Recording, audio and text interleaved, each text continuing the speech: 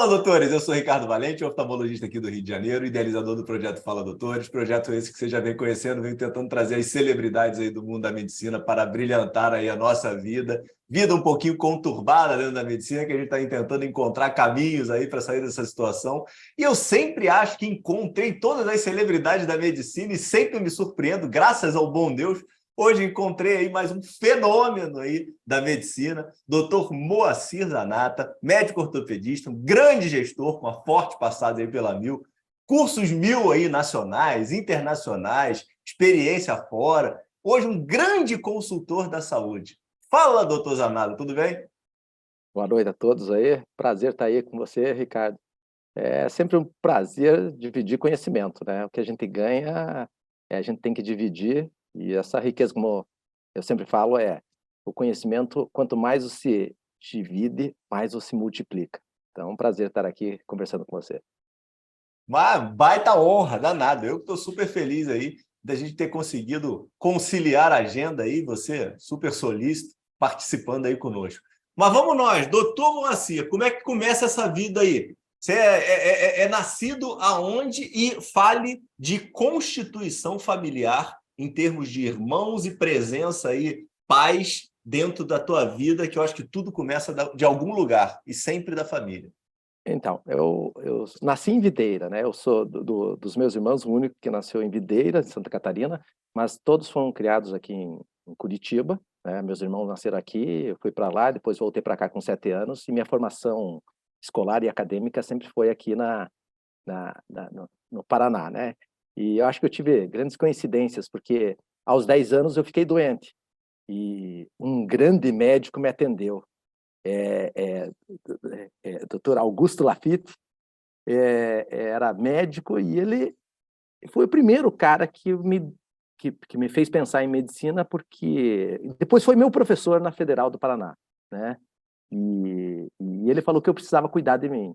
Então, mais do que meus pais, eu precisava. E minha mãe sempre foi minha inspiração, né? Minha mãe foi sempre trabalhadora, e ela cuidava de uma enfermaria no Pequeno Príncipe. E, Uhum. e minha mãe não tem o 4º ano primário, mas ela sempre foi uma pessoa que gostava de cuidar das pessoas, né? Eu acho que isso eu peguei um pouquinho dela.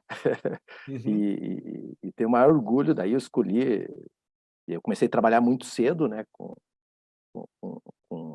7 anos, chegando em Curitiba, eu já fazia algumas coisas, né? Depois eu fui office boy com 14 anos, mas eu trabalhava durante o dia, estudava à noite, e Hoje passei teu em pai ia ser medicina. preso, pô. Hoje seria preso, mas eu sempre falo assim, colocar os filhos para conhecer o mundo Uhum. é a coisa mais importante que tem, porque às vezes só a teoria você fica com medo de usar na prática. Então, eu Uhum. converso, assim, para você ter uma ideia, eu tenho uma filha de 34 anos, né? E tenho uma filha de 10, um filho de 9. E essa de 34 anos tem a formação internacional, mas eu sempre dei toda a Uhum. formação, né? E às vezes ela demorou para trabalhar, e às vezes eu discutia com ela que ela tinha medo, de tão boa que ela tinha medo de errar. Se medo de errar, vai nunca fazer nada. E graças a Deus, hoje ela se encontrou, está super bem, e foi para frente, e a gente conversa muito. A minha, mais que filha, é uma amiga, né? Entendeu? E Uhum. tento passar isso para os irmãos dela, que é um grande presente de Deus. Mas a parte acadêmica, você já era super aluno, só tirava nota boa, ou não? Eu acho que é o seguinte, eu gostava de tirar nota boa, porque eu sempre fui competitivo nessa parte aí, mas você aprende com a turma do fundão. Então, eu era o cara que sentava na primeira cadeira, mas eu saía com a turma do fundão, porque Você era passava cola até para comunicativo. eles. Não, cara, eu não era comunicativo, mas eles eram, então eu aprendia com eles. Eu aprendia a técnica com os professores, mas a malandragem com eles, que depois eu vi que é, é, isso é importante também, de você se relacionar, você conhecer coisas diferentes, de ser o melhor técnico. Uhum. Hoje, nas aulas dos cursos de medicina que eu tenho oportunidade de ser convidado, eu sempre falo que seja o melhor técnico, mas não perca as oportunidades que o mundo te oferece, o mundo médico, né? O mundo do consultório, o mundo da clínica, o mundo da saúde te oferece, né? Uhum. Porque o médico é, por natureza, empresário. Ele não tem hora, ele aprende desde o tempo acadêmico que não tem hora, não tem sábado, não tem domingo. Então, o paciente não dá, raras exceções, ele está 24 horas à disposição. Esse é o mundo empresarial. Durante a faculdade de medicina, já começa a empreender ou você era só estudioso e a ideia era ser o melhor técnico possível para ser médico? Bom, a minha era ser o melhor técnico possível para ser médico, mas eu queria ser professor. Esse era o meu sonho. Só que eu casei no 3º ano de medicina. Aí você tem que pagar as contas, né? Não tem jeito. Tem filho, aí você vai pro mercado. E eu tive que fazer. Você começou morando com teus pais, a faculdade de medicina, ou você já Comecei morava morando fora? com os meus pais e na metade eu aluguei um apartamento, né? Fui ajudado aí pelos meus pais, embora aquelas dificuldades de todo aluno, mas eu Aham. fiz uma coisa que eu odiava, ter que subir num palco para falar, né? Para vender livro. Então ia de faculdade em faculdade. Um amigo meu, um grande amigo meu, eles davam palestra em faculdades vendendo livro de saúde e ele me convidou. Ricardo, eu sofria com isso. Depois eu descobri que esse sofrimento, esse aprendizado que eu tive que fazer, fez toda a diferença, porque, na verdade, você perde o medo daquilo Uhum. que você acha que não sabe fazer. Você faz. Uhum. Não gosto de fazer ainda, né? Mas todas as pessoas falam que eu faço bem. Mas eu faço. Já escutei isso diversas vezes. Eu faço bem porque eu aprendi, né? E eu me dedico àquilo que eu faço, né? E continuo aprendendo. Acho que eu nunca parei de aprender, de querer aprender, né? Foi assim que eu fui conquistado, né? Tanto que eu tirei o primeiro lugar. Eu decidi na última hora fazer ortopedia. Eu queria fazer cirurgia. Primeiro eu queria fazer pediatria, depois cardiologia, como sempre. Aí quando eu passei pela ortopedia, eu me apaixonei Aham. pela praticidade, porque tinha ali o lado de conhecimento, não a traumatologia, a ortopedia, que é o Uhum. conhecimento com a resolutividade mais rápida, né? Que você vê o resultado a curto prazo. E aí eu decidi, fui falar com os residentes, com os professores, se eu tinha capacidade. Ele falou assim, normalmente você tem que começar o currículo lá atrás, né? Mas ele falou, aqui na Federal, se você estudar, você passa. Acabei passando no Pequeno Príncipe, em primeiro lugar, e na Federal do Paraná, né, no Hospital de Uhum. Clínicas da Federal do Paraná, em primeiro lugar também na ortopedia, e aí fiz na Federal, que eu queria carreira acadêmica. E você tem uma peculiaridade que eu já tive algumas passagens aqui, eu não vou fazer a indelicadeza de falar de um e de outro e esquecer, mas que você forma em 90, estou olhando aqui, né? Termina a faculdade, então você cresce dentro da medicina junto com o SUS, né? Junto com a constituição do SUS e da saúde suplementar, né? Isso, isso. Mas, na E, verdade, eu não conhecia nada do sistema de saúde. Eu aprendi dentro da medicina a ser médico apenas, né? É, aham. mas surgiu uma oportunidade, quer dizer, essa oportunidade não. Acabou que eu fiquei em Curitiba, eu era para ir para uma cidade, mas acabei ficando em Curitiba e fui ajudar um médico numa operadora, um colega de turma, porque eu fui pego pelo Você exército e estava aí você tava nessa época na residência ainda ou já tinha terminado? tinha terminado a residência. Terminei a residência, como eu fui o cara que mais Casado operei, ainda? casado, fui o cara que mais operei no Hospital de Clínicas, residente, eu fui captado para ir para o Hospital Geral do Exército de Curitiba, né? Tá. E ali foi uma grande experiência, porque tinha uma oportunidade ali de gerenciar aquela demanda, né? Que tinha muito de todo o estado. E foi interessante, porque E nós tua fomos filha é ajudar. recém-nascida, né? Minha filha daí já tinha 4 anos, né? 4 para 5 anos, né? Tá. Acho que era, porque foi, E, e Já aí, estava minimamente estruturada a tua vida? não, não. Pô, Não, eu residência... estava pensando nisso. Quando você botou os 4 anos dela, eu já achei que estava melhor, porque eu, na verdade, pensei que estava um caos a tua vida. Não, um caos, assim, pô, trabalhando para pagar as contas, pagar as contas, pagar as contas, mas acertei uma oportunidade entre o Exército, né, o consultório, e o consultório que um amigo meu me ofereceu para eu dividir com ele, né, eu passava para ajudar um amigo, né, numa operadora. Por quê? Porque o cara dividiu o consultório comigo. E ali eu fui vendo que eu era um ignorante de tudo, né, não sabia nada. Cheguei lá, mas comecei a estudar. Comecei a estudar contrato, comecei a estudar um monte de coisa para não ser ignorante. Sim. E ali eu comecei a descobrir que muitas das coisas que a gente aprende na faculdade, né, a realidade se mostra diferente. Então, até sem remuneração lá, fui ajudar, e daí, depois de 3 meses, ele falou, pô, preciso te pagar, você está aqui dentro. Foi a primeira vez que veio. E tem um detalhe interessante, primeira vez que eu ganhei uma gravata, porque eu comecei a atender clientes, aí, sempre indo de branco, né?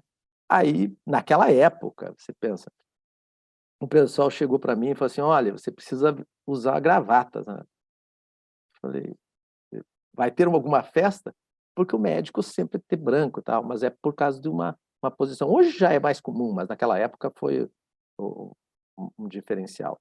E aí comecei a estudar e conhecer o pessoal de gestão, e eles me convidaram para eu fazer um curso em São Paulo.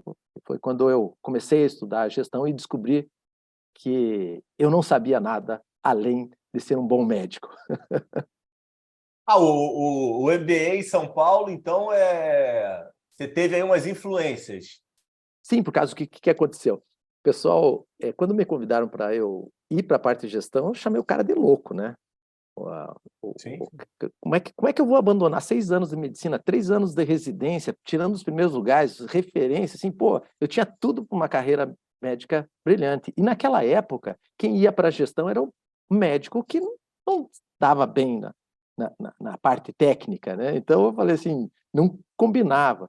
Mas dentro da Amil tinham excelentes profissionais que estavam na gestão, e eu fiquei assim, ué, sabe aquilo lá de tentar descobrir por que isso daqui, o que a gente ouvia falar e a realidade. E aí, o que eles fizeram para mim é me pagar um curso em São Paulo. Então, eu ia toda semana, uma vez por semana, para São Paulo, né? Quando deu mais ou menos um ano, eles falaram o seguinte, não, a gente te convida para vir para São Paulo para você trabalhar em São Paulo. Aí eu falei, bom, vai dar errado mesmo? Deixa eu ir e eu volto para a minha atividade de consultório, de médico, que é o que eu gosto, que eu sei. Pô, cheguei em São Paulo, um mundo totalmente diferente, e um mundo profissional, um mundo com profissionais competitivos, com médicos de sucesso que criaram empresas. Aí eu tive alguns professores aí que foram os donos do Santa Joana, né? O Eduardo Amaro, o Antônio Gâmide, a história que batia em mim, até que um dia eu consegui entender o negócio, e aí ele falou, agora você está preparado para sentar e conversar comigo. Né? Ali, o jogo é de conhecimento. Então, eu tive essa sorte de pessoas baterem e eu não ficar ofendido com isso, porque eu estava num campo desconhecido. Então, a gente aceita. Médico não aceita ser batido, mas quando está num campo desconhecido, foi bom para mim, porque eu aprendi que foi o lugar que eu mais aprendi, eu acho que foi em São Paulo, da parte de gestão, né? Terminei meu curso e teve uma crise em São Paulo, e é onde eu tive a oportunidade de testar algumas teorias lá e acabaram dando certo de negociação, né? Mas com honestidade sempre, para credibilidade. Teve pessoa específica que te leva para São Paulo, que te dá oportunidade aí dentro dessa história? Tinha contato algum contato já com o Edson nessa época? Nada, não? Não tinha já contato com o Edson, com o Jorge, mas o Jorge era presidente, mas eu até hoje não sei por que eu fui convidado para São Paulo, mas eu acredito que é porque teve oportunidade de eu falar o que eu acreditava, porque Em Curitiba. Em Curitiba, mas tinham eventos que reuniam todos os gestores e a gente como médico era convidado, e um dia tinha ler livros, era o seguinte, era um projeto de encontros onde você lia um livro e o que você aplicaria daquilo que você aprendeu dentro do livro da empresa, né? Como eu tinha pouco tempo de empresa e eu não tinha malícia ainda, eu falei, dentro da minha ingenuidade, tudo que eu acreditava. E aí o pessoal encheu de perguntas e eu falei, porque você não tem preconceito. Quando você não conhece alguma coisa, você fala mesmo. Se você não... tipo assim, o que podia acontecer? Perder emprego? Nem tinha emprego, né? Então, eu não via aquilo lá como um emprego, alguma atividade. Então, o pessoal começou a ver e falou assim, pô, vamos dar uma oportunidade. O que você acha de vir trabalhar? Eu falei, jamais. Né? Foi nessa época que me convidaram, eu falei que não. Né? Daí me pagaram um curso e falei assim, opa, curso eu gosto. Tipo, eu gosto de aprender. E quando eu fui para lá, achei que ia aprender uma coisa, aprendi tudo. Né? Foi a primeira vez que um professor me pediu se eu venderia serviço, né, abaixo do preço de custo, e eu levantei a mão como médico, né? O que a gente aprende? Eu não falei não, eu falei lógico que não. E ele matematicamente me explicou o preço da ociosidade.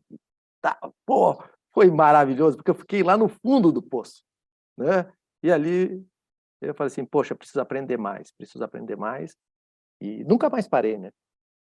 Aí E depois fui para o esse teu Rio. primeiro MBA foi de negócios mesmo, né? Você não fez MBA de saúde, né? Foram de negócios que eles, que na verdade era um grupo chamado PGA, que eles eram dissidentes do pessoal do COPIAD, do Rio de Janeiro. Então, Jorge Garcia, Kleber Figueiredo, os caras grandes do COPIAD montaram esse curso e eu tive a oportunidade de fazer e depois até acabei fazendo o COPIAD no Rio de Janeiro, né? É isso que eu ia te perguntar, pô. Eu estava aqui confuso aqui, pô.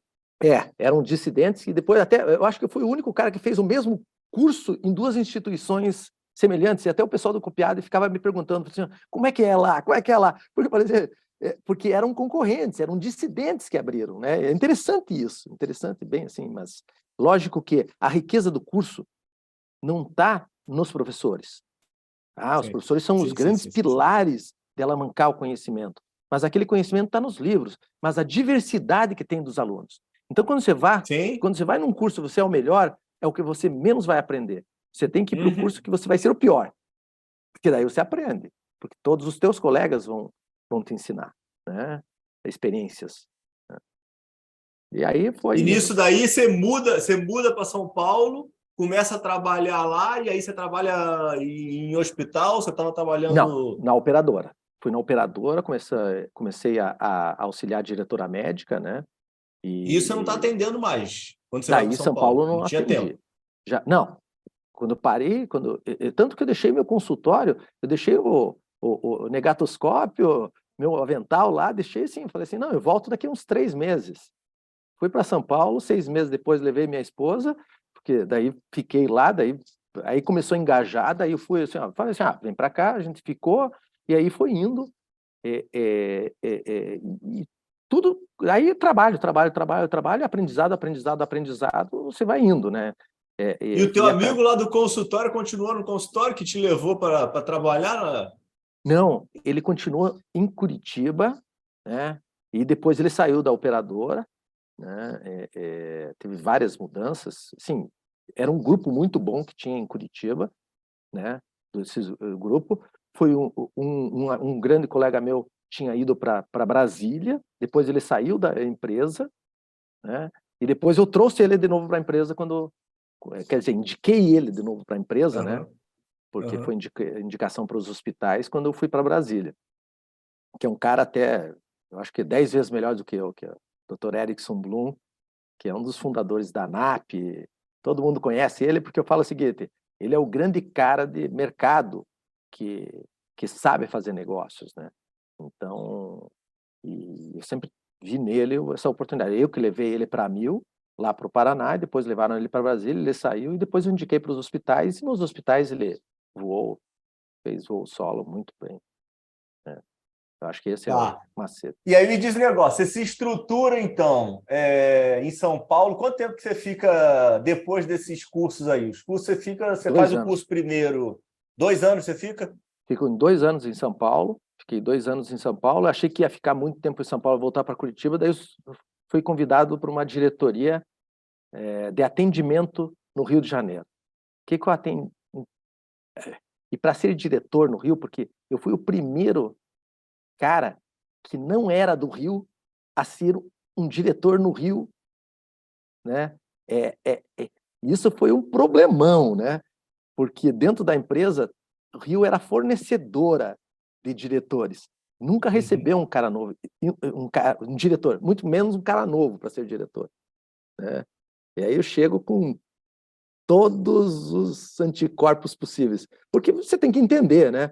E foi isso que eu entendi. Tanto que eu fui confundido na primeira semana que eu estava no Rio com um trainee. E aí, tomando café, e foi uma experiência fantástica, o lado do atendimento, né, no Rio de Janeiro. E ali eu aprendi uma nova relação com o mercado, porque daí eu comecei a lidar com o cliente, mais do que lidar com os hospitais, com médicos, que eu, tanto no Paraná como em São Paulo eu fiz. Eu comecei a lidar com o cliente, comecei a ouvir o cliente. Eu acho que foi um aprendizado assim, fantástico, né? Pegando a experiência das pessoas mais velhas que estavam na empresa e ouvindo o cliente. Eu acho que fazer essa ponte foi fantástica para mim, para o meu. E aí você conseguiu buscar mais cursos nessa época, ou essa época aprendeu na marra mesmo, sofrendo no dia a dia? Não, daí eu fui, porque era obrigado a fazer o copiado. Por isso que eu fiz o copiado, porque era o mesmo curso, mas o diretor tinha que passar pelo copiado, porque não era reconhecido o curso de São Paulo, perfeito, embora entendi. era o mesmo curso, era uma dissidência do copiado, e o copiado era o melhor curso na época de gestor. E para ser diretor tinha que ser. Aí eu e o Cadu fizemos, né, que era outro diretor comercial, mas muito mais antigo, né? Então era da raiz mesmo, né? Assim, o aprendizado no copiado não foi tão grande, porque eu já tinha feito, mas assim, eu transmiti muitas coisas e fui buscar outros cursos. Daí eu estudei fila, né? Porque como eu estava atendimento na Disney University, né? Então, que legal. É fantástico. Ali eu aprendi que o tempo para quem espera, isso para o consultório é fantástico, porque o tempo para quem espera é diferente do tempo para quem está atendendo ou sendo atendido, né? E essa administração desse tempo, além de ser uma oportunidade de mostrar tudo que você tem que minimizar a percepção de tempo. E aí depois... conseguiu trazer e implementar, de certa forma, isso nessa época? Sim, eu sempre vivi em crise, né, nas empresas, porque em São Paulo teve a crise médica e depois no Rio de Janeiro teve uma grande crise, né, que a gente teve que enxugar a estrutura em quase 50%. E ali eu aprendi uma coisa: quando você tem crise, você não escolhe quem demitir, você escolhe quem ficar no barco. Porque se você ficar com os melhores, né, e você tem que ser muito honesto com as pessoas, se você ficar com as pessoas mais dispostas, os melhores não são aquelas pessoas que são melhores, e sim as dispostas a estar no barco, remar com você, para atravessar a tempestade, para depois você recontrata as pessoas que você demitiu, ou pessoas novas, né? Entendeu? Você não está demitindo pessoas ruins, você está tendo que escolher os melhores para poder atravessar a tempestade, e depois você volta e resgata. Foi isso que aconteceu no Rio, né? A gente passou por uma crise, teve que enxugar a estrutura, e ali também eu aprendi isso, né? A lidar com essa situação de ser honesto com as pessoas, e a maioria das pessoas tem mania de escolher quem é mais próximo, né? Tipo, seus amigos, tudo. Não, você tem que escolher quem está disposto a remar, mesmo que você não goste, às vezes, da pessoa, mas é o melhor naquele momento, que vai dar o sangue, que precisa, às vezes, trabalhar, né? Então, são aprendizados que você vai tendo ao longo do tempo, né? E daí eu fui convidado para fechar Brasília, né? E porque nós fomos você já estava com estigmatizado como o rei das crises, né? Estamos com um problema. Eu falei que eu era bombeiro, aqui, né? Bombeiro, apagar incêndio. Mas leva ele para lá. E a família toda ia? Não. Sempre eu fui na frente, porque, na verdade, eu faço um diagnóstico em 3 a 6 meses do que está acontecendo. Com 3 meses, você tem que saber o que está acontecendo naquela situação, se você tem condições de ajudar e o que você vai fazer, né? Então, quando eu cheguei lá, eu até vi que tinha uma grande perspectiva, mas ninguém acreditava, né? E aí o dono acreditava e o Uhum. presidente não acreditava. Mas, Uhum. Zanata, isso daí não serve, já tentamos tudo, não deu nada certo. E aí eu tive o, o dono no meu lado, mas eu fui contra o presidente, o grande Que divisor de beleza, hein? água, né? Aham. Mas o presidente era um cara que era 10, porque ele falou assim, eu não acredito, mas você que está na ponta tem que saber melhor do Uhum. que eu. Não é Uhum. ele que sabe. Olha que fantástico. Então, ele deixou eu trabalhar e tentar reverter. E foi uma grande oportunidade, porque, na verdade, nós somos em 3, né? Eu era o terceiro, porque eu era mais novo, e, e aí escolheram eu ficar lá com o segundo, né, que era muito mais velho que eu, e eu falei, não, eu fico como segundo e ele fica como primeiro, Uhum. né? Porque eu vou trabalhar para ele não trabalharia para mim. Uhum. Então, e tinha que dar certo. Não adianta você ser o número 1 e não dar certo, né? Eu prefiro ser o número 2 e dar certo do que, né? Então, só que daí ele escolheu, falou, não, Zanata, ele não vai ficar como número 1, ele é muito bom, mas para ficar como número 1 é você. Aí falaram para ele resolveu ir para São Paulo e eu fiquei como número 1 de Brasília, né? E aí tivemos que enxugar a estrutura e começamos a trabalhar para reverter a situação, um mercado maravilhoso que é Brasília, né? Acho que é um dos melhores mercados para médico, Uhum. e, e aí começou a tudo se engrenar, tivemos que demitir 50%, mas depois recontratamos Uhum. 3 vezes mais, né? Quanto tempo E você aí, fica lá, Zana? aí eu fico na empresa há 13 anos, e em Uhum. Brasília há 18 anos, porque quando a empresa foi vendida daí em 2012, né? Porque eu passei pelo Ah, você estava IPO, em Brasília? Quando você ainda estava em Brasília? Não sabia que tinha ficado esse tá? tempo todo lá, não. Porque em 2007 foi o IPO, né? Uhum. Então, em 2007, eu participei junto com o pessoal, assim, estava discutindo, na época que o Edson não entendia nem o que era EBITDA, né? E eu Uhum. era um cara meio de mercado, eu sempre, como eu era mais novo, eu era um cara que tinha visão aberta, porque estava aprendendo. E às vezes nem era compreendido por causa disso, né? Porque toda a origem era de médico, né? Toda a formação era médico. E eu sempre tive embora fosse uma formação excelente médica, eu, eu era aberto pelo aquilo que me pagaram para eu aprender. Me pagaram os Uhum. melhores cursos, eu aprendi e queria aplicar, né? Uhum. Então daí eu acho que como durante essa minha jornada não foi só dentro da empresa que eu pratiquei, né? Eu dava dica para médico, para clínicas, para tentar usar o meu aprendizado junto à classe médica, junto aos outros, para dar certo, né? E muitas Uhum. vezes dava certo, a maioria das vezes, assim, eu acho que raras vezes eu errei, né? No diagnóstico. Isso é bom, porque daí depende da pessoa fazer, mas assim, o que Sim. precisa ser feito, você tentar passar para eles. E eu ficava feliz pelo sucesso dos outros. Como eu te falei, assim, ó, eu fiz muita gente rica, mas eu ficava com o que eu achava que era melhor, que era o conhecimento, porque sem aquela experiência não teria conseguido o sucesso. E depois eu ganhei dinheiro, lógico, depois de ter aplicado tudo que eu aprendi, né, sacrificando às vezes, é, é, digamos assim, empresas, né, do grupo, e que deram certo, mas poderia dar errado. Mas aprendizado acadêmico de serviço é a maior indicação que talvez os médicos das clínicas deviam buscar, porque isso faz toda a diferença.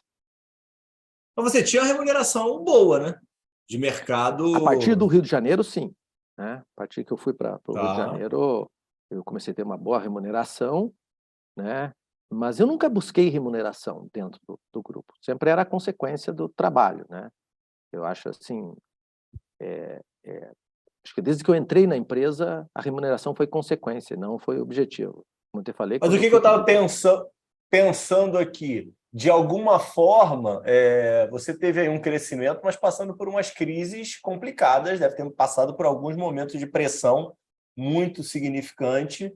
e que você bota a cabeça no travesseiro e fala, putz, Guila, vou voltar lá para Curitiba para atender meus pacientes. Ou não. Nunca Não, teve esse dilema. não, nunca tive esse dilema, porque esse era o meu caminho, voltar para Curitiba para atender meus clientes. Esse é o que eu achava que ia acontecer. Só que Uhum. cada vez que surgia um problema,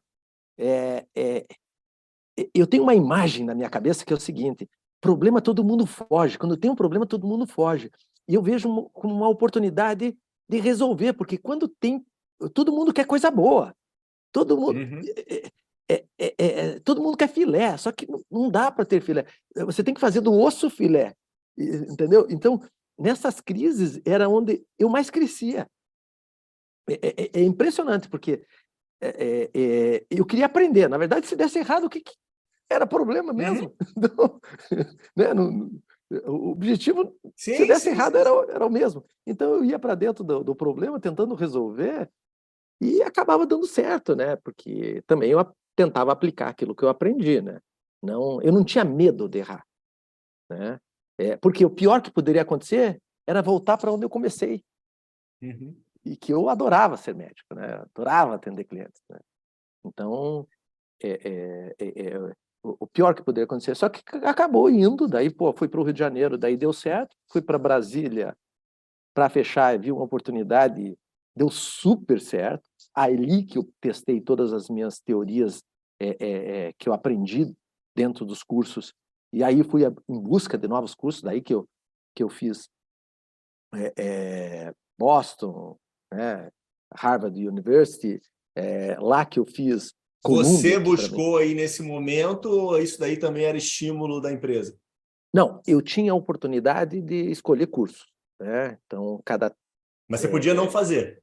podia não fazer, mas era uma coisa que eu queria ver o que tinha de melhor para Uhum. aprender. Então, cada 2 Uhum. anos eu tentava fazer alguma coisa, ou no Brasil, né, ou fora do Brasil. Um dos melhores fora o INSEAD, né, que é um grande curso, que é da Fundação Dom Cabral, associado com o INSEAD, foi Columbia University, que é uma Uhum. liderança de alto impacto, onde, na verdade, eles fazem análise do teu perfil psicológico, né? E ali, de todos, você aprende com os outros colegas. Na verdade, eles Uhum. não te ensinam nada, mas eles mostram todas as características é, é, é, é, da liderança, né? E ali eu criei uma Uhum. polêmica também, né? Que todo mundo que estava lá era presidente, era diretor, assim, de grandes corporações mundiais, que era um terço da Europa e África, Estados Unidos um Uhum. terço e o resto do mundo um terço, e eu fui um desses um terço, né? E aí eles falaram assim que todo mundo ali se achava de liderança, né? Líder.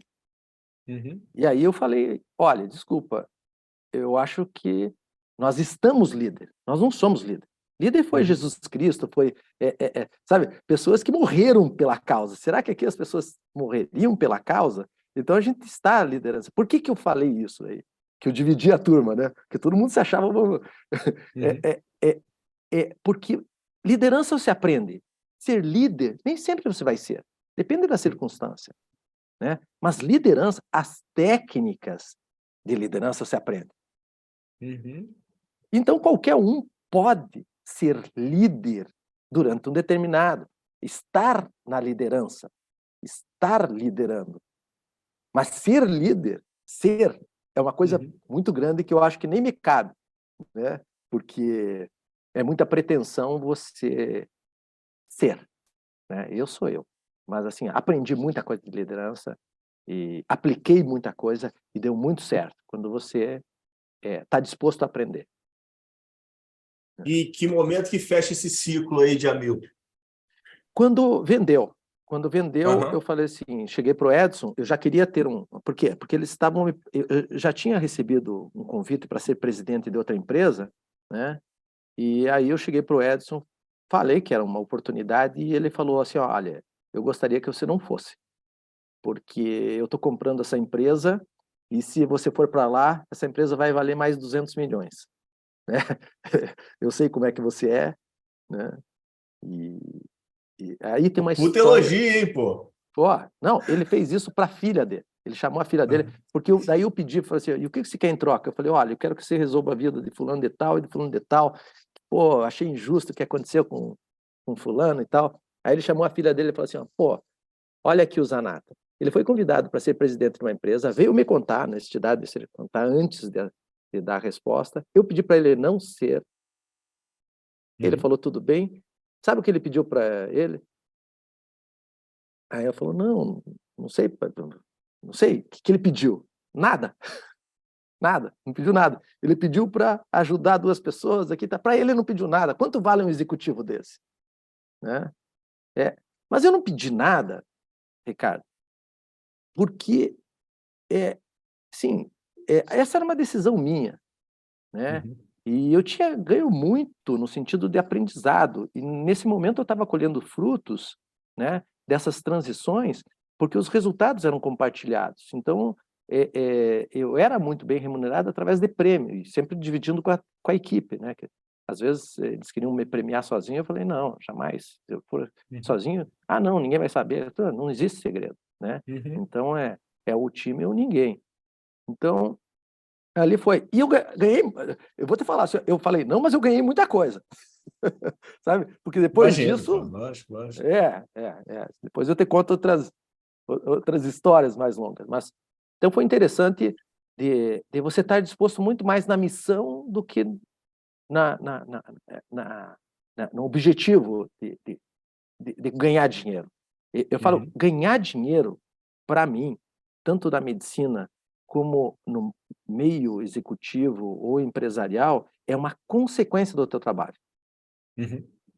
Se for objetivo, você vai ser frustrado.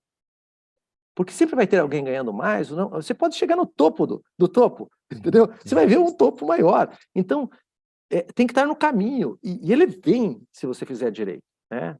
Como médico, como dono de clínica, como dono de hospital. Agora, não é fácil. Você tem que aprender e tem que estar sempre se reinventando. Né? E o mercado é dinâmico. Então, a gente tem que estar aberto. Eu gosto muito da formação médica porque ele te dá essa bagagem de você estar o tempo todo aprendendo. Né? O médico nunca para de aprender. A Dom Cabral você faz ainda na Mil? Não, eu faço na Mil. Eu fiz junto, foi eu acho que um dos últimos cursos que eu fiz na Mil, né, foi a Dom Cabral em SEAD, né? E depois que você termina, você continua com a turma, né? Eu acho que a riqueza está na continuidade do aprendizado com a turma. A maior riqueza que tem são os teus colegas, não é? Porque a informação você vai poder ter em livro, então, lógico, ali você discute, mas você vê como pensa outras pessoas de sucesso, né, em outros ramos. Né? Nunca fiz um curso específico para a saúde, fora em Harvard, que foi focado mais na área de saúde, né? Mas, fora isso, sim, sempre procurando serviço, logística, liderança, aprender coisas novas. Né? Isso é bem interessante, porque essa Mas riqueza aí, que te dá. como é que você pivota a saída da Mil aí, a tua carreira? Tem um momento aí de... Não, mas dentro da Mil eu já comecei a fazer isso, porque como eu fiz todos esses cursos... O IPO começa em 2007 também, né? Isso, Você em começa 2007. toda Isso aí já... Vai tendo avisei, possibilidades aí diferentes, né? Você não sabe o que vai acontecer, né? eu avisei que ia sair em 2012 e saí em 2013, né? Porque eu falei assim, acha alguém para ficar no meu lugar que eu não vou ficar. Mas o que eu já há muito tempo estava fazendo? Eu participava das reuniões de diretoria, mas eu tinha sempre conversas com o Jorge, que era presidente, e com o Edson, né? E muitas das vezes das ideias não eram aceitas por eles, né? Então eu tinha que achar parceiros para fazer, né? Porque era importante para a empresa aquelas parcerias. E eu tinha que oferecer primeiro para o Edson, que era o dono. E ali começa o primeiro insight que eu comecei a falar para ele. Falei assim, olha, quando é dinheiro, agora a gente está falando de empresa aberta no mercado, você está muito bem com a diretoria, mas tem que estar com todos os outros. A gente tem que mudar a linguagem, né? E não pode mudar de liderança e os liderados ficarem ainda só com o coração. Tem que ter o dinheiro também, a remuneração. E aí eu comecei a achar negócios paralelos, né? E que eu oferecia para ele. Então, o Hospital de Águas Claras foi tudo feito em meu nome, né, lá no início, porque o Hospital que é a Maternidade Brasília, que foi a primeira, também é a mesma coisa. Foi uma empresa, porque a gente comprou, né, na Bacia das Almas. Eu ia lá, daí ele falou, não, esse negócio é uma furada e tudo. E eu via que não era uma furada. Mas aí tem uma história que eu vou contar para vocês. Quando eu estava em Curitiba, eu negociei um hospital, e a gente ia pegar só pela dívida. E aí eu levei para o Jorge. Naquela época, ele falou, não, Zanata, o hospital é furada. A gente já teve hospital, a gente saiu do hospital e foi para a operadora. A vaca leiteira é operadora. E eu estava vendo que o hospital estava crescendo. Assim, eu falei, bom, resultado, anos depois, os hospitais voltaram a ser o grande mote da saúde, né?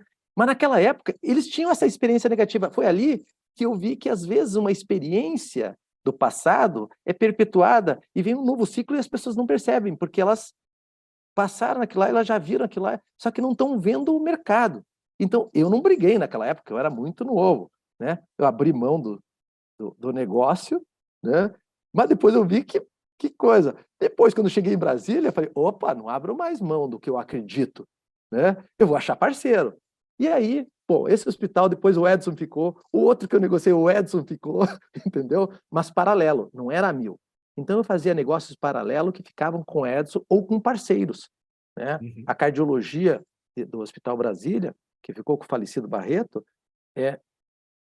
foi assim, a gente entregou a cardiologia para ele, da hemodinâmica, né? Porque a gente não tinha dinheiro para investir.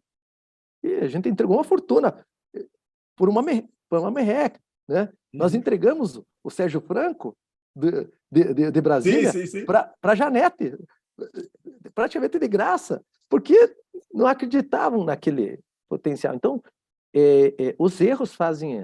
Tipo, eu levava coisa boa, não, vamos ficar com a gente, daí o pessoal, não, isso daí é furado. E daí você vai pegando casca, porque você vê que anos depois dá certo. Então, também as coisas negativas, por isso que eu falei que raramente eu erro o diagnóstico, né? Eu estava certo, só que aconteceu aquilo, mas não na nossa mão. Sim. Né? Eu vi nascer, junto com o MOL, eu estava numa negociação no Barrador, no Copador, né? Quando o Jorge Mol comprou o prédio do Copador. 2 anos depois, eu ainda estava no Rio de Janeiro, estava saindo já do Rio de Janeiro, ali na sala de diretoria, e o Edson lá na presidência, fazendo uma compra de 10%, né, do Barrador, para que a Rede D'Or não entrasse em operador de saúde. Olha aqui. Então, e ali eu vi, eu falei assim, poxa, o Jorge Mol é um dos maiores negociadores que eu vi. Né? E o pessoal, não, Zanata, não é assim, ele vai se dar mal, eles querem, falando tudo mal. E eu não via isso. Eu via que o cara, sim, aquilo que eu te falei ele foi frio o suficiente de ser batido e ele não ficar bravo. Ele deu a volta por cima, tanto que está aí, né? A Rede D'Or é uma das maiores. E ele saiu de dentro de casa, ele era o principal fornecedor da Mil, né? Ele era aliado, mas colocaram ele para fora e virou um concorrente, entendeu? E são muitas dessas experiências que eu vi nascer, e eu tenho experiências não dentro da Mil, mas fora da Mil também, junto com outras pessoas que depois eu acabei ajudando, né, a estruturarem, porque eu dava a minha opinião. A opinião, em vez de brigar, que eu falo assim, em vez de brigar, você se alia, mesmo que você não goste do cara. Né? Negócios você não precisa gostar, você precisa dar certo. Né? Você tem que dar certo, tem que gostar das pessoas que você leva para tua casa, que você confraterniza. Agora, negócios, é isso que nós temos que aprender como médico. Né? E quem fez isso, que se aliou, fortaleceu, às vezes as diferenças são as grandes somas. Né? Que 2 pessoas iguais não fazem 3, mas 2 pessoas diferentes podem fazer 3. Entendeu? Desde que que você tenha respeito pelas diferenças. E me diz um negócio, algumas pessoas já passaram aqui trabalhando pela Mil e já perguntei, e sempre pergunto do quem era o Edson, e não vou fazer isso com você também, chovendo uma olhada no canal. Mas eu queria que você falasse um pouquinho do Jorge, que eu acho que é uma pessoa que tem uma relevância dentro da história da Mil muito significante e eu, sinceramente, não me lembro aqui de ter tido um relato aqui. O Jorge era o É, grande gênio. O Jorge era o grande gênio. O gênio que fazia dar certo era o Jorge. Jorge Ferreira da Rocha. Esse era o gênio. E o Edson sabia. E eles eram totalmente opostos. Foi ali que eu aprendi. Eu falei assim, como o cara... Tanto que o Jorge tentava me levar para o lado dele e o Edson me levar para o lado dele. Se eu fosse para algum dos lados, lógico que determinado, certo, eu pendia para um, depois para outro, mas eu perdia um lado que era totalmente oposto. Né? O Edson emocional, coração, ele abraçava e destruía as pessoas. Os dois lados. Ele não era só bom. O Jorge era frio, racional, fazia acontecer. São pessoas totalmente diferentes que fizeram a soma, né? Tem história, leia os livros dele, assim, um homenageou o outro, assim, essa diferença fez a grande riqueza dar certo. Não só na Mil. Isso você vê em N negócios, quando o comercial e o técnico se unem para formar algo maior. Mas normalmente existe inveja, né? Um quer puxar por um lado, e esse negócio tem que ser um vetor. Na mesma, tipo, norte, mas com um sentido diferente que vai para frente. O vetor vai ser positivo. E isso acontecia dentro da Mil. Mas o grande gênio foi o Jorge Ferreira da Rocha. O grande comercial que vendia a imagem, né, era o Edson Bueno. Então, era o cara que fazia acontecer, mas não queria aparecer. Então, você nunca vai ouvir falar do Jorge Ferreira da Rocha, a não ser como um grande criador de cavalo. Mas ele era o grande gênio que aconteceu na Mil. Entendeu?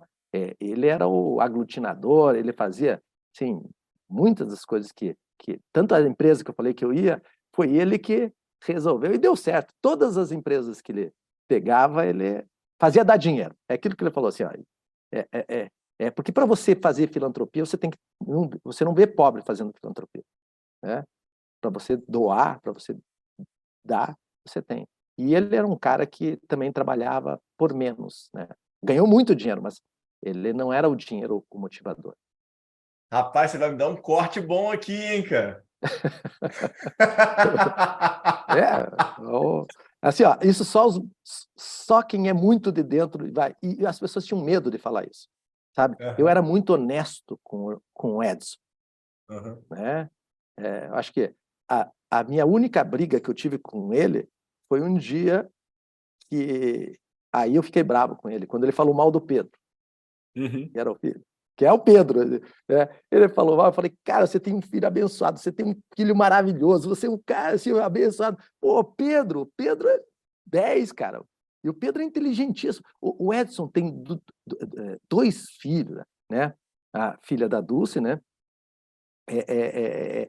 Que assim, que nunca quis trabalhar dentro da empresa, mas eu tive algumas oportunidades de falar com a Camila ou ver a Camila pensar, e ela era inteligentíssima. Ela só não queria atuar como executiva ou como dona, que ele sempre tentou trazer.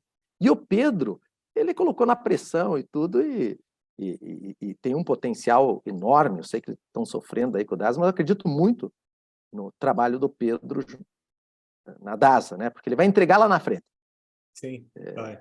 Assim, É e isso que ele sempre foi parece, né? muito inteligente, só que é um cara que não aparece tanto, não é o pai dele. Ainda bem, ainda bem. Ele não é o Edson aparecia, o Pedro tem um outro estilo, né? Um estilo mais racional. E aí, depois disso tudo, quais são os Aí, próximos passos aí depois desse momento todo aí de repaginada? olha, como eu te falei, eu faço cursos até hoje. 2014, né? 13 que você É, sai, né? eu saio em 2013, continuo fazendo alguns negócios, levei alguns negócios para o Edson, tanto que quando ele morreu ainda ele tinha contratos comigo para pagar, porque eu levei negócio, até tem umas situações Edson mais... faleceu em 16, né? Foi em 2015 que eu acho que ele faleceu. 15 ou 16? 15 ou 16, isso aí. Foi lamentável, né? Mas o Edson, assim, tinha uma visão para negócio, cresceu muito, mas eu acho que ele errou também. né? Ele deveria ter ido para o hospital filantrópico e ter feito o que ele sabia fazer de melhor, entendeu? Que era serviço, né? Dentro da Amil, ele teve alguns percalços depois que ele vendeu para a United. Eu acho que ele demorou para sair, né, da operadora, e isso feriu um pouquinho ele, feriu um pouquinho a operadora também. Mas, assim, essa é uma visão bem particular que eu tenho, e quando eu conversei com ele, eu sabia da ambição dele. Eu tenho algumas histórias que eu fui falar 15 minutos com ele, fiquei 4 horas com ele. Então, o meu diagnóstico é que porque todo mundo tentava agradar ele, eu não, eu falava o que eu pensava. Eu estou aqui não para agradar ninguém, tô aqui. Sim. É por isso que eu gosto de lidar com dono. Quando eu faço consultoria, eu gosto de lidar com o decisor. Por quê? Porque eu não estou para agradar, fazer política, porque é dinheiro dele. Ele faz ou não faz. Porque se ele perder, é dele. Entendeu? Então, se eu quiser ganhar dinheiro, eu vou agradar ele. Se eu quiser fazer ele ganhar dinheiro, eu vou falar o que deve ser feito. Então, eu acho que o meu nome é muito maior do que o dinheiro que eu posso ganhar, né, vendendo. Porque eu não saberia viver ganhando dinheiro, fazendo os outros perder dinheiro. Né? Então, às vezes eu faço consultoria de graça, né, que eu falo para colega, para clínica, porque o sucesso deles é o meu pagamento. É interessante, mas tenta pensar não só na consequência do dinheiro, mas assim, ó, cara, que prazer ver alguém ter sucesso, pô. É prazeroso, assim, é você usar o teu conhecimento para ajudar alguém. Esse é o sentido do médico, né? A gente ganha dinheiro com isso, mas, cara, as minhas experiências, pelo menos, são o seguinte: é muito mais gratificante o resultado. O dinheiro é consequência de um bom resultado, né? Mas, para mim, a paixão é fazer dar certo. Essa é a minha paixão. E quando é que é a tua passagem nos Estados Unidos? Você vai morar lá quando? Não. Então, quando eu saí, já era esse meu propósito. Tinha falado para o Edson que eu queria fazer um ano sabático, antes dele vender. Quando ele vendeu, eu falei, agora vai ser um sabático. Aí eu fui morar em 2013 ainda, fiquei 90 dias lá. Eu falei, vou morar aqui, né? Vou morar nos Estados Unidos, quero aprender, quero ter uma experiência. E aí, pô, com a minha esposa, aí, não, tem negócio, a gente foi protelando.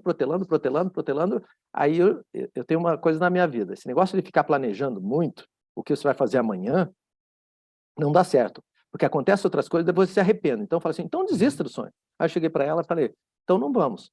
Aí ela falou, você quer ir? Eu falei, eu quero ou não quero. Assim, ó, eu não posso ficar querendo. Aí a gente se planejou e a gente foi para lá em 2018. Então eu fiquei de 13 a 18 no Brasil, né, fazendo consultoria, e daí eu fui para lá, e foram 2 anos de aprendizado, de vivência. Lógico que eu tinha meus negócios aqui, mas foi erros e acertos. Hoje eu tenho essa experiência do que fazer e o que não fazer lá. Muita gente tem o sonho de ir para lá, querer ser cidadão, querer como é que é, investir lá. É besteira. Um dos maiores cargas tributárias que tem é lá. Para você ficar lá, você tem que ganhar dinheiro lá. Ganhar dinheiro em outro lugar e morar lá é um risco desnecessário, né? Eu falo assim, esse aprendizado hoje eu também passo para o pessoal. Você quer investir? Pô, tem que fazer uma LLC. Eu fiz LLC, eu tenho uma offshore, eu tenho um monte de outras coisas. Que é o seguinte, tem que saber fazer. Entendeu? Não é só quem tem grandes fortunas que precisa disso, é quem é consumidor internacional, né? Porque senão você tem perda de poder aquisitivo. É interessante essas vivências, porque sem viver, né, você não você tem só a teoria. A teoria é diferente da prática, né? Você tem que aplicar, né, a teoria. E você vai com os filhos também? Para lá eu fui com os filhos, que foi um grande aprendizado. A educação, eu acho que foi o meu maior aprendizado. Lógico que você leva para o mundo corporativo também, né? Sempre. Toda a educação você leva para o mundo corporativo. É muito interessante. Você pode até ler em livros isso para nós, né? Hoje em dia. né? Mas isso eles tentam ensinar para as crianças. A competição é com você mesmo. A hora que você a competição com outra pessoa, você perde os parâmetros. Você tem que evoluir com você mesmo, senão você vai sempre ser frustrado. Então, isso no Kinder já é ensinado lá, não importa que nível que a criança esteja naquele ano, o importante é se ela entrou naquele ano e ela saiu melhor. Então, como é que você está esse ano e como é que você está no final do ano? Lógico que você tem parâmetros para se comparar com um adulto, né? O problema é que a gente se enquadra e depois você não consegue se desenquadrar. Por isso que os caras que têm sucesso, né, eles se frustram porque eles repetem a fórmula de sucesso. Eles não se desenquadram. Eles ainda continuam se vendo em relação aos outros, não em relação a eles, né? Raras exceções. Então, eu gostaria um dia de escrever um livro, Um Pobre Homem Rico, né? Que são todos os exemplos. Eu conheci pessoas extremamente bem-sucedidas e deprimidas, assim, porque eles não se reinventaram, eles não quiseram largar o osso ou quiseram largar para os filhos. A sucessão, né? Que é outra coisa que eu trabalho Qual muito. é a tua definição de sucesso hoje? Sucesso é você ter conquistas naquilo que você faz, né? Eu falo assim, lógico, isso é depois de um certo nível, né? Depois de você conseguir a tua subsistência, você estar satisfeito com o que você tem, mas você querer mais. E para querer mais, desejar mais é bom. Agora, uma maneira de não crescer é você estar insuficiente com aquilo que você tem. Você fala assim, era o oposto que pensava o Edson, e o Edson, na verdade, pregava alguma coisa, mas eu conseguia ver o seguinte: você querer ter mais é desejo, daí você vai lutar, vai fazer isso aqui, mas você não vai se decepcionar na derrota, porque a derrota faz parte de você fazer. Você vai continuar em frente, entendeu? Porque você quer.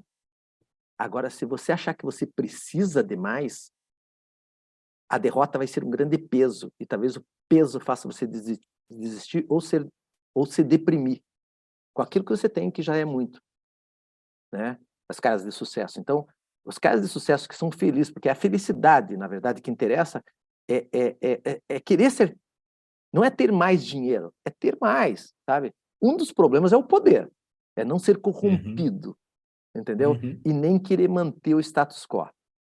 Você vai, isso eu falei para o Edson. O Edson, quando me convidou, falou o seguinte: não, você vai ser o próprio presidente. Eu falei assim: olha, eu nunca vi um príncipe governar à sombra de um rei,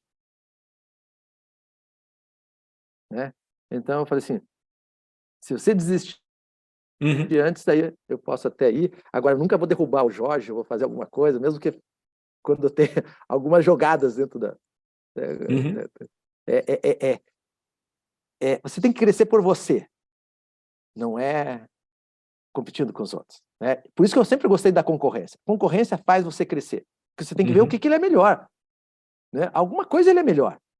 Quando você não tem mais concorrência, da onde é que veio a concorrência? É importante. Então, e a concorrência, tanto quem está atrás está tentando ser melhor, e você, assim, então é saudável você ter uma concorrência produtiva, né? Crescer o mercado. E onde é que o doutor Zanata relaxa? Onde é que hoje a tua fuga aí? É esporte, é família, é leitura, é filme, o que que é? Cara, eu tenho um vício de caminhar, né? O meu pensamento é em ar livre caminhando, tanto que eu acho que talvez eu gosto muito de atividade ao ar livre, né? Não é tanto esporte, preciso fazer esporte, detesto academia porque é fechado, mas eu faço academia, entendeu? É uma coisa que é mais de saúde, né? Então eu busco hoje ter um equilíbrio em tudo que eu faço. Na verdade, eu recuso muitos trabalhos porque querem que eu volte a ser executivo. E eu falo assim, a não ser que fosse por um período muito curto, só para fazer um trabalho e sair, né? Mas eu não curto mais. Ih, abriu uma janela de oportunidade, agora lascou. Mas ajudar é muito melhor. Na minha fase de vida, né?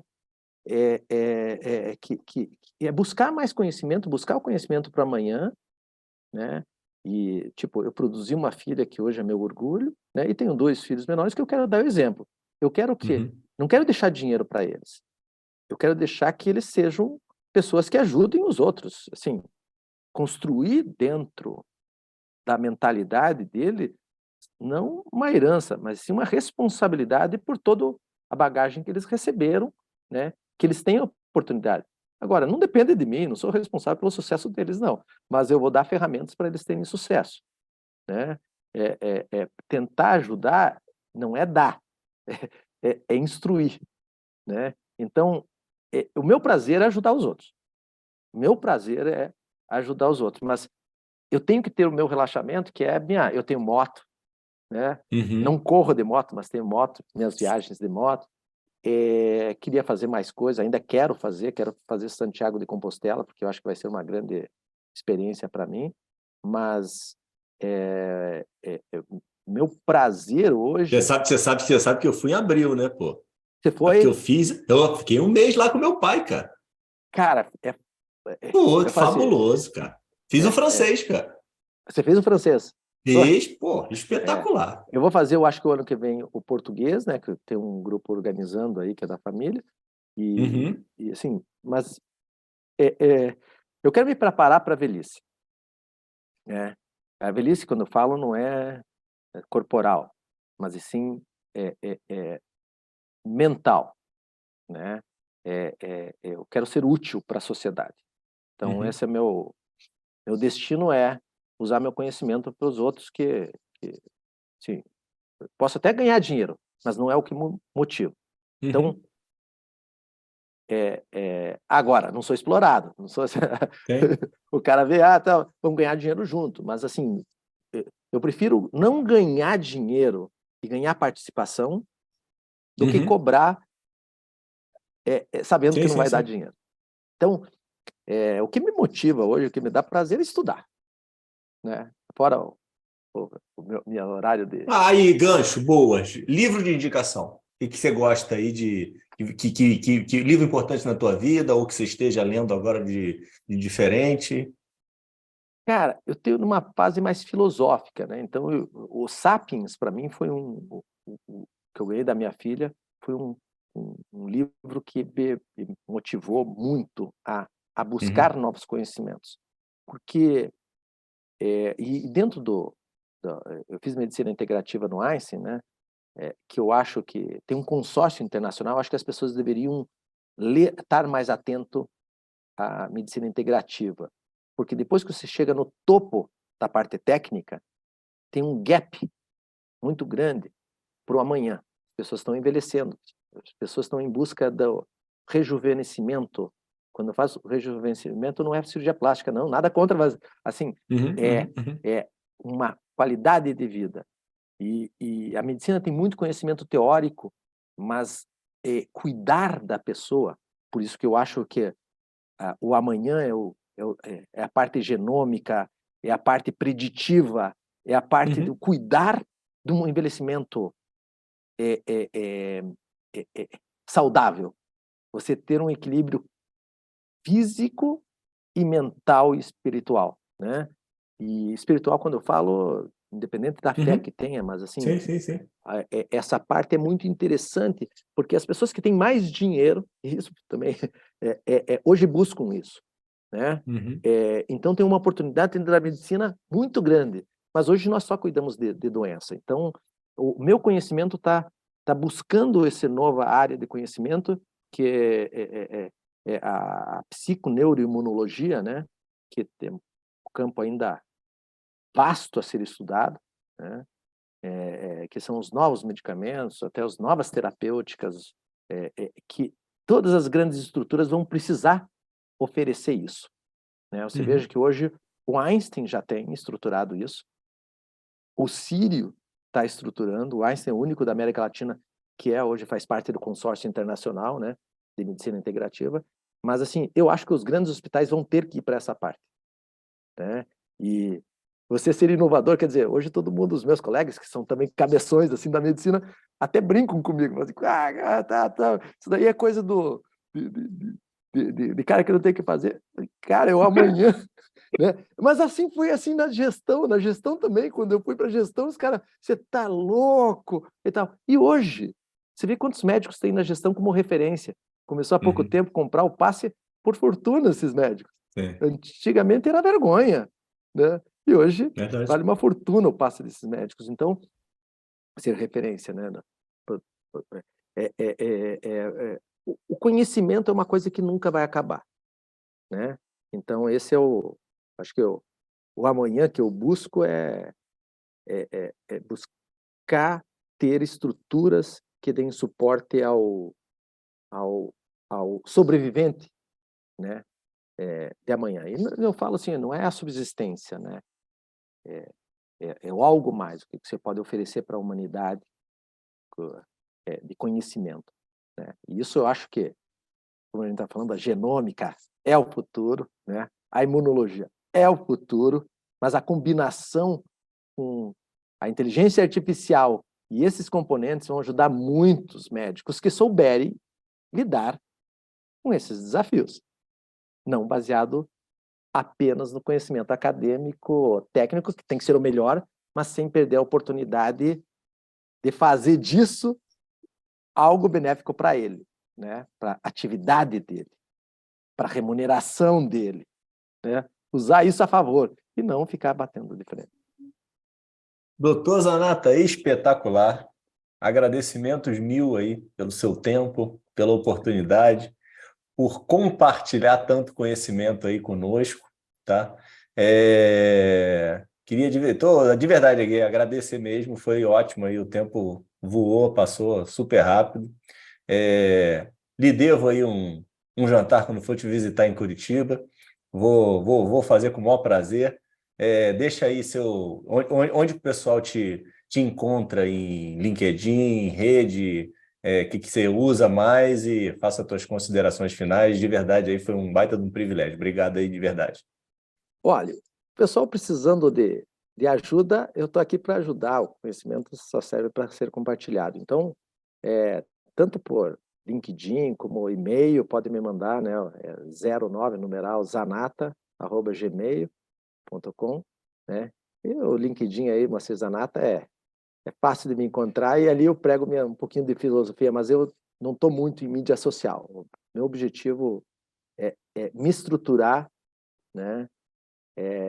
Para ter essa formação, para daí sim compartilhar nova área de conhecimento, que dentro da gestão a gente continua atuando, mas assim, o amanhã a gente tem que descobrir, né? Então, isso constrói hoje. Fico à disposição, vindo para Curitiba, ou São Paulo, ou Brasília, que são minhas 3 sedes aí, a gente pode se encontrar. Vai ser um prazer. Pessoal, fico com Deus. Abraço. Obrigado. Foi 10. Um abraço.